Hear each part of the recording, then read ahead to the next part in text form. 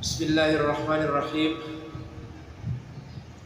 محرم الحرام کا مبارک مہینہ چل رہا ہے اور یہ مبارک مہینہ ہر سال ہمیں واقعی کربلا میں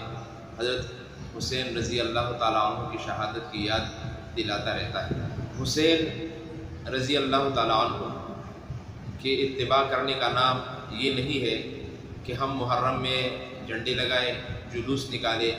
اور 8-10 دن تک حسین زندہ باد کے نعرے لگائے، بلکہ اصل حسینیت یہ ہے کہ حسین رضی اللہ تعالیٰ عنہ نے جس مشن کے لیے اپنا سر مبارک کٹوایا تھا اس مشن پر ہمارا کتنا عمل ہے۔ حسین رضی اللہ تعالیٰ عنہ نے میدان جہاد میں باطل کے سامنے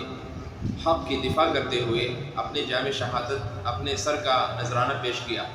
لیکن کیا اس دوران حضرت حسین رضی اللہ تعالیٰ عنہ کی نماز چھوٹی تھی؟ کیا اس دوران حضرت حسین رضی اللہ تعالیٰ عنہ نے نبی علیہ الصلوۃ والسلام کے لائے ہوئے مبارک دین کی کسی حکم کی خلاف ورزی کی تھی؟ آج ہم میں سے ہر آدمی اپنے گریبان میں جھانک لے، سوچ لے اور اچھی طرح سوچ لے کہ آیا نبی علیہ الصلوۃ والسلام نے جو دین ہمارے پاس چھوڑ دیا تھا اس دین پر ہم کتنے عمل پیرا ہے؟ اگر ہم حسین کے نانا